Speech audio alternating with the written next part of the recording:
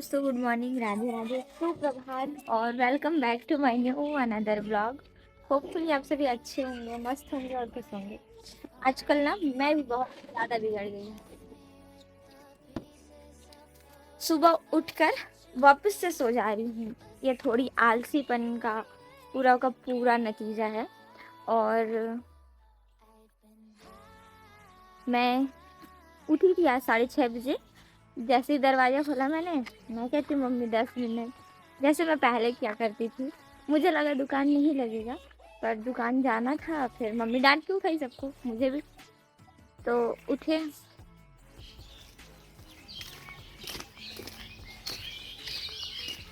मेरे चेहरे की ओरिजिनल स्माइल देखकर आप लोगों को पता चल ही गया होगा कि मैं प्रकृति से कितनी जुड़ी हुई हूँ।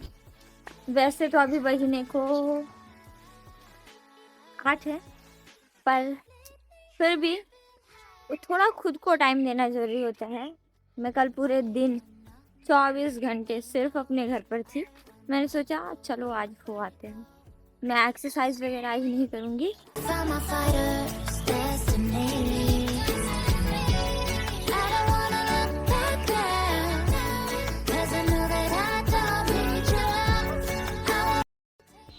ये भाजी जैसे ही बड़े हो जाएंगे हम इनका खान पान में उपयोग कर पाएंगे, मतलब भाजी खा पाएंगे। अच्छी लगती है मुझे हरे पत्तेदार सब्जियां एज़ कम्पेयर टू मसालेदार ग्रेवी वाली सब्जियों से। चाय पी रहे हैं। चाय चाय गुड़ का चाय पी रहा हूँ, गुड़ का। क्यों?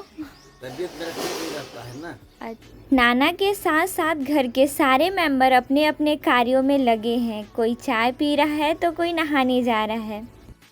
सिर्फ मैं लेट से उठी थी, सारे लोग सही टाइम पे उठे थे आज। अब गर्मी आ गई है ना, यहाँ का टेम्परेचर भी पूरा बदल गया है,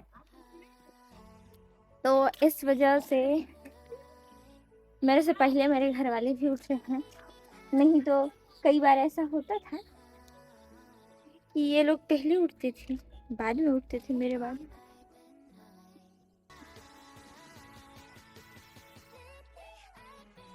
थोड़ी देर वॉक करते हैं, यहाँ का खूबसूरती देखते हैं और चले जाएंगे। मैं तो थोड़ी गुस्से वाली हूँ। अगर मुझे गुस्सा आया किसी बात पे तो मैं तुरंत निकाल देती हूँ, पर कई बार मर्यादा में रहकर सामने वाले की फीलिंग को समझना पड़ता है। और अगर मैं चुपचाप बिना गलती के सुन लेती हूँ तो मेरा ये जो सांस लेने का प्रोसीजर है वो थोड़ा रुक सा जाता है, मतलब कि मुझे घुटन सी होने लगती है। मेरे एक सब्सक्राइबर का भी कमेंट था कि किसी ने उन्हें कुछ कह दिया। हाँ, तो अगर आप दिल के सच्चे हैं, और स्पेशली तब जब आप लोगों को हर्ट नहीं करते और आपके बिना गलती के कोई आपको 2-4 या फिर 10 बातें सुनाकर चला जाए, तो इस वक्त आता है बहुत ज़्यादा गुस्सा। पर ऐसे सिचुएशन में अगर आप सही हैं तो थोड़ा कंट्रोल करने की ज़रूरत है। कई बार मैं भी इन सारी चीज़ों को फेस करती हूँ। मैं तो आसानी से लोगों को बातें कह देती हूँ, पर पहले कहती थी। अब मैं चीज़ों को आसानी से सुनने की कोशिश करती हूँ। लोग कहते हैं ना, तो मुझे फ़र्क नहीं पड़ता। मैं सोचती हूँ हाँ भाई चल, वो उसने जो सोचा उसने कह दिया। पर अगर आपके अंदर ईमानदारी है, आप जान रहे हो कि आपकी गलती नहीं है, आप सही थे, तो आपको फिर बहुत कम फ़र्क पड़ना चाहिए। क्योंकि दुनिया में आपके पास ऐसे बहुत सारे लोग मिलेंगे जो आपको बेवजह परेशान करेंगे, बेवजह ऐसी बातें बोलेंगे जिससे आप हमेशा तकलीफ़ में रहो। आज का मेरा दिन भी कुछ ऐसा ही था।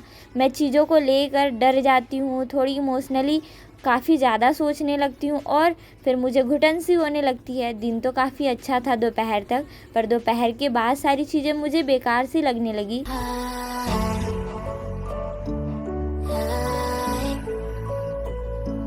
मुझे आज छत पर आने के लिए सिर्फ़ और सिर्फ 15 मिनट का टाइम पिंकी दीदी ने दिया था, और ये 15 मिनट मैंने बहुत ज़्यादा मिन्नतें करके मांगी थी। पिंकी दीदी को दुकान में बैठाया था, इधर सारे लोग अपने अपने कार्यों में लगे हुए हैं। मैंने अपना कार्य निपटा करके घर जाने की प्लानिंग की और चुपचाप मैं जल्दी से घर आ गई। बस सीमा दीदी अभी भी सो के नहीं उठी है, पिंकी दीदी दुकान में थी।